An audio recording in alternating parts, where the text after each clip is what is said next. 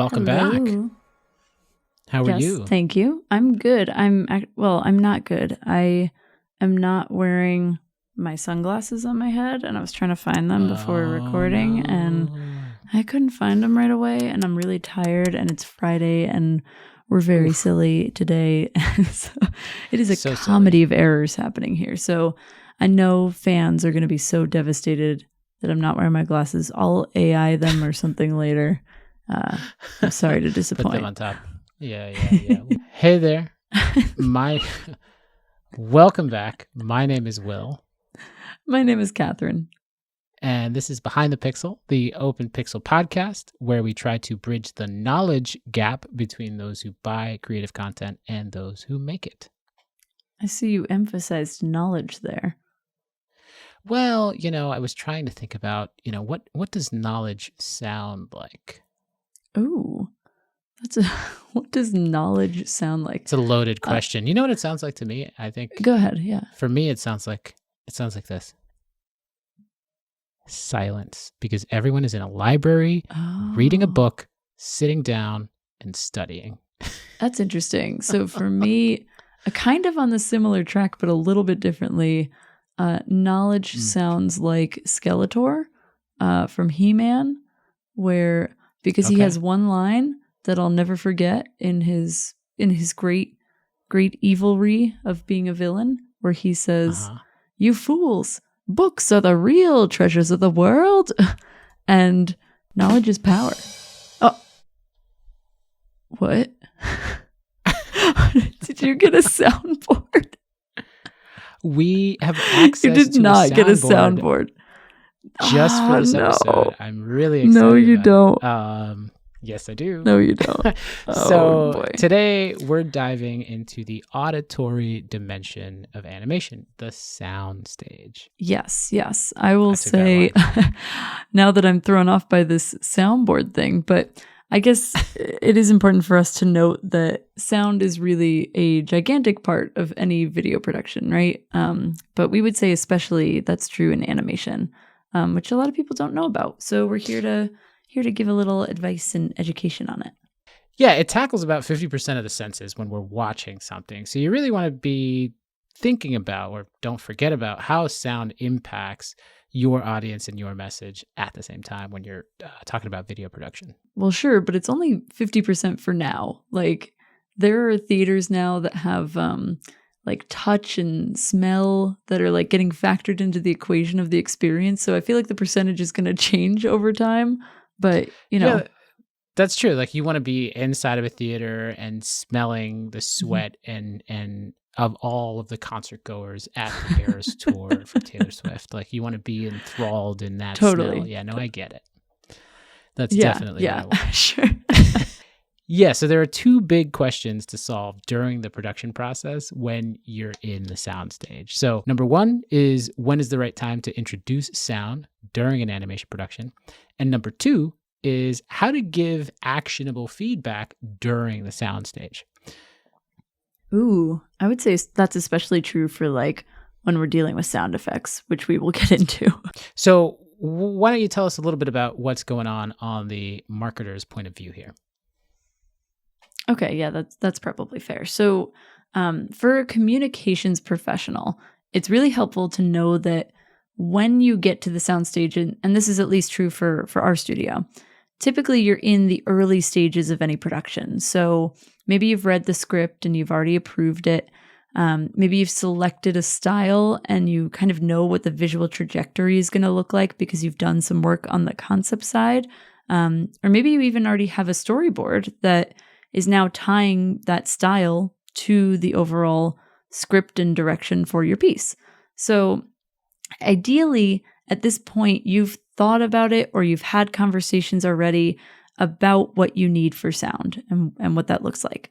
And just as a quick side note, if you're unsure as you're listening here of any of the words that we just talked about, we recommend going back and listening to all of our other episodes where we do a deep dive on each stage of our production.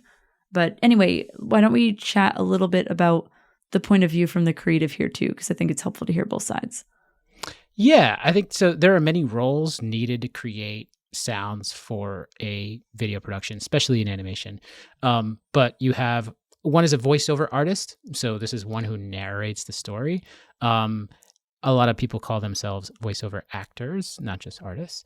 And those are the people who, breathe life into characters as well as narrate information around the specific topic that you're talking about. You also have composers and musicians that design the tone and feel of the piece.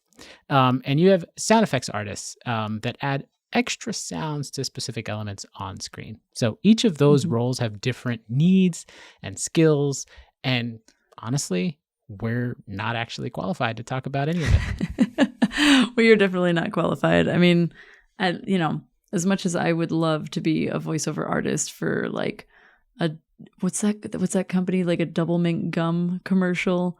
Double your flavor and double your fun. I don't know the words. Double mint gum. That's really all I know. Like I know the the little pattern. jingle. Yeah, I think that's fair to say that maybe those dreams are long gone for both of us, not just me. So funny. To combat this problem, we're actually going to be getting a panel. We're very excited to talk to some real professionals out in the field doing voiceover work, sound production work, post-production work, and composing music. And we're going to have all three of them here. And we're going to talk to them. It's going to be great. So we'll talk all things sound, and what those creatives are experiencing during these stages, and talking about their feedback. Right. So what that means for us, at least right now, is that instead we're probably just going to focus on the idea of what makes up a sound stage at this particular time, and try to answer those two questions that we had at the beginning of the episode. So the sound stage of a production is comprised of three different parts in animation that we break it down into. So the first is that voiceover. You might have heard of this term before, but it's really an audio narration interpretation of your script overall. So it's the person who narrates or even acts out your script. They're going to emote your message with maybe a specific inflection or an accent or tone that ultimately the goal is to resonate with your target audience in that form. A second idea of what's happening in the soundstage here is music. Also pretty self-explanatory, but having music really contributes to the entertainment factor of your project as a whole. And it typically can make the project feel faster or slower depending on the tone that you ultimately select. So it's all about, tone and feeling and vibes, perhaps. They all play a big factor into these music selections. Big vibes. Big vibes only. Good vibes only. Good vibes. Good vibes. Big only. Vibes. Big vibes, but they have to big be vibes is like a conspiracy. I don't know who Big Vibes guy is, but he's out there. Big vibes pushing those vibes. Yes. Yeah. This is a great time to note that music styles can be overdone for animated pieces. Right? Especially when working on business marketing materials. We hear ukuleles, a lot of whistling, some happy claps. There's always circles. It's a common problem. Yeah. So we'll be sure for any clients out there to let you know when we're overdoing the ukulele clap whistle corporate sounds. We've definitely done some ukuleles. Yeah. So one other part of the animation sound stage is sound effects. And these usually happen after an animation has already been completed, and they can be used to highlight specific parts or areas or different graphics, and they provide sound cues to your audience for what to listen for and what to look for. So those sounds can actually impact brands in a ton of different ways. If you're thinking about your favorite jingles or other subliminal sounds that just remind viewers that they need to listen into something. Speaking of jingles. Wow. Yeah. This is that soundboard. That one's brought to you by, do you know who Yes, it's State Farm. Sadly, I know that. Sadly, Do you have State Farm? No. Oh. Don't ever use it. But there it is. The jingle is thin. The jingle insurance game is crazy. I have to say I am happy that you're not using the soundboard as much as I thought you would be. So that's great. That's great. Oh, more to come. More to come. Uh-huh.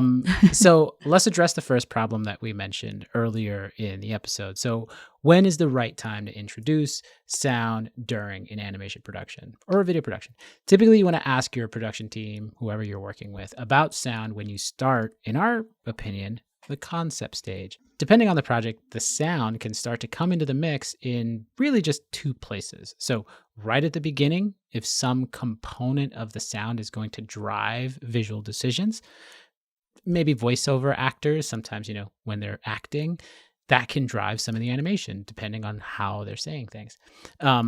Or the other place where sound could come into play is during the concept phase, when the sound is going to contribute to the overall tone and feel of the piece, but is secondary to the visual decisions. Yeah, that's fair. I mean, it would be interesting to see what a complementary sound to like the Mona Lisa would be. You have your concept, you have your visual, but what would that sound like? I'd be curious. Maybe I don't know. Okay.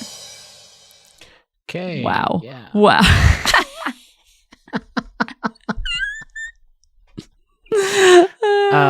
There it is. Moving along.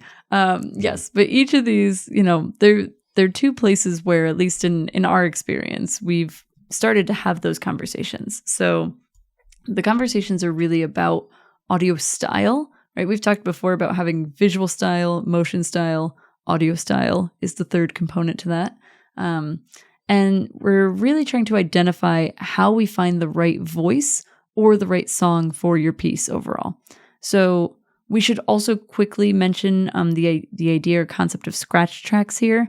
We've mentioned them before, but scratch tracks are basically temporary tracks, and they're usually a great way to get everyone started and on the same page about what things should sound like very early on in the production process. But we also really want to acknowledge here that you shouldn't use those scratch tracks as your North Star, because ultimately your goals for the video and the tone you established in the visuals is going to be what helps guide the sound for your piece overall. So if you want to learn more about scratch tracks, you can check out our first hack. We break them down really deeply at that point. You break them down? Yeah. Who break them down. Who else breaks it down? Maybe like a DJ? I guess. DJ Scratchy Scratch?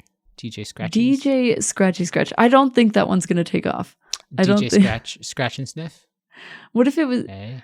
It's a DJ that scratches, they only scratch, and then like perfume comes out based on whatever sound or feeling they're trying to convey. Yeah, maybe he like squirts you with like some sort of perfume on the way in. You could really smell them.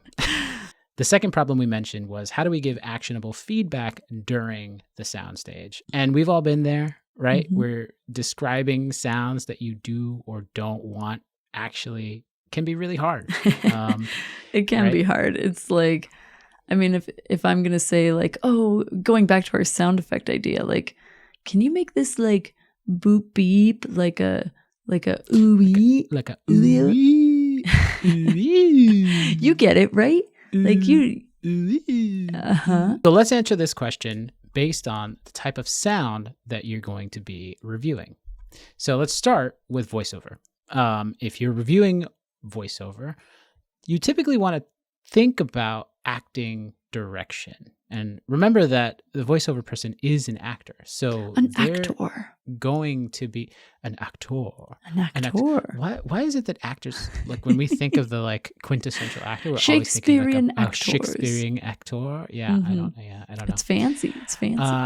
Remember that person is an actor. So they're going to be looking for acting direction rather than tonal feedback, right? So for example, you could say something like, they should say this more angrily. Your character or your voiceover should say this more angrily, or they should hit this word stronger by saying it more passionately. Okay, well, right. So like if I said as an example, like, hey, Will, could you repeat that exact sentence that you had just said previously, but maybe make it feel more light and airy this time. They should say this more angrily. Or should hit this word stronger by saying it more passionately. Wow, that's beautiful. Light and airy. Yeah. I think the point there is that also makes no sense. Like, that's so open to interpretation. Like, it could be a musical, it could be so many things. So yeah, try to use very descriptive words if you can. Now, when it comes to the idea of music, right? Music feedback is generally more about the feelings you want to convey and the mood that you're looking to set overall. So if you're not getting the mood that you're trying to go for, it's pretty simple to convey that by describing the mood that you are getting in that moment. So a good example might be, this music's making me feel anxious, and I'm really actually looking more to get, the feeling of being uplifting instead. I don't know what song would make you feel both ways, but it would be interesting. But there are a few mood words that you could use that are pretty standard when you're talking about mood and communicating it to the team. So if you think about things like trying to create a sense of adventure or discovery, maybe you want it to feel aggressive. Maybe you want it to feel maybe dark and somber. Ooh, that could be spooky. Dark and somber. I want to feel somber. Yeah. Or feel good. You sound like what's Peter Parker from like emo Peter Parker Spider-Man. Yes. Yes. Emo Peter. That's how I interpret dark and somber all the time. So maybe instead you want it to feel good or gentle. Maybe you want it to feel magical or mystical or sci-fi like, right? Sci-fi has its kind of own genre of music, or even suspenseful. So there's lots of different words that you can use to get your point across. But really, it's important to recognize here that music, of course, is going to be very subjective, and it depends on who your target audience is and where they come from and what their background is, how they'll interpret that music. But if you can get mostly on the same page about what that mood should feel like and everyone agrees with it, then you're in a good place. So let's talk about sound effects. This is probably the most complex type of sound to give feedback on. This is where the word cartoony usually comes into play and can make some people very frustrated with that sort of feedback. Yeah, this is too cartoony. Also, a note here that some animators like to have sound effects cues in place before they start the animation, because that will contribute to how they approach the animation. Sometimes a certain sound can make it feel like they need to do certain things within the animation. So keep that in mind. So it impacts your production schedule and how you would slot those dates in. So one thing you want to do is always provide context. So explain how the sound effect should fit into the greater intent of the video, of the sequence, of the project as a whole. This helps the sound designer understand the purpose and the intent behind the sound that they're putting in. Another thing you could do is use descriptive language, phrases like crisp or muffled or jarring, subtle, things like that. Realistic. Those can be super helpful. So when in doubt, offer up examples and references to other sounds. Look something up, figure something out. Maybe you really like something like that. That might be good. Wait, can you go back? Can you play that again? That sound effect is used in a bunch of reality shows. I don't remember where. I don't remember why, but that is I'm getting like flashbacks to like we're about to go to commercial break somewhere. Definitely. Yeah, totals. Okay, side note. But yeah, to that point of references, I would say that like YouTube is your friend here. You can grab maybe like a super legitimate clip of a movie or a show that kind of like this reality thing when you're watching something. And if you liked that sound effect, share it with them to be like, this is the sound that I'm going for. So lastly, are there some other tips we can give out here? Yeah, we can give out a couple tips. So maybe we'll think about it from the lens of like selecting the right tone for your piece overall, because it can be hard to do at times. If you're thinking about it from the perspective of a voiceover, the voiceover artist's voice is actually a very important contributor to the overall tone of the piece, and it typically we recommend reflecting your audience's voice through that. It's probably something you already know and you've maybe noticed in different content marketing that you've done or different content that you've watched. But the goal is to be able to make sure that whatever your audience's voice is, that it's reflected through the voiceover. Right. If I'm selling double mint gum to teens and tweens, a voiceover coming from someone who sounds like your dad is probably not going to be very cool. Oh, so uncool. Yeah. You'd hate to see that. Very not yeah. cool. Very not cool. Oh, and he's doing the TikTok dance too. You hate to see it. I would not buy that product. Oh boy, there That's it what is. it sounds there like. it is. That's what that Do you- sounds like. Oh, it hurts. Do you have other tips so we can move on? I do, yes. So one last thing here. So when you're requesting edits, it's very interesting to think about. So if you're used to working with live action video, the voiceover is generally pretty easy to slide around and change while keeping the final edit intact because you can extend clips, you can shorten clips. Those are pretty easy to sort of move around.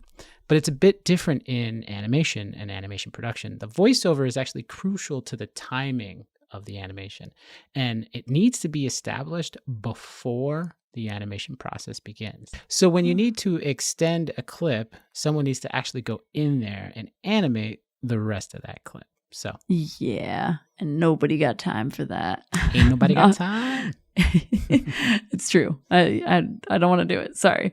But the idea here really I think that we're getting at is that, ultimately animation is a medium, right? And it requires us to look ahead to be able to save time in the long run. So when you are incorporating a sound, just make sure to focus on exactly what you need, not the things that you're planning to cut later, right? Time and money. We want you to save those dollars. It's why we stress this idea of Why do you sound like a mob boss? We want you to save those dollars. I'm going to give you a sound offer you can't refuse. You're going to be saving so much money here. So much money. So much money. But this is why we stress the idea of nailing down your script so early, because ultimately it's going to save you the time, the energy, and the money down the road when you're doing productions. Yeah. So that has really been your red flag warning of the week. Insert prop here. Congratulations. You've successfully avoided a red flag. Tell them what they've won, Bob. Did I win a trip to... You won a trip to the next episode. In our next episode, we're teasing a panel full of people who are crazy good at sound. I don't know why I'm continuing. You kept it going. I appreciate the bit. That's fun. You are true. Yes, that we will be doing... our next episode will be a panel with a voiceover artist, a composer, and even a sound effects person. So we're excited to be able to talk to them, ask them very specific questions about some of those burning questions you might have about their roles and where they come in and what they're looking for and how you can also give better feedback in those moments. But it should be a lot of fun. So we hope to see you there. A big thank you to EMedia for producing this podcast. Our producer is still Jackson Foote. Our music was created by Hidden and licensed through premiumbeat.com. And until next time, stay honest, stay creative, stay open. Thank you so much for listening. We will see you in the next episode, and stick around for a bad idea.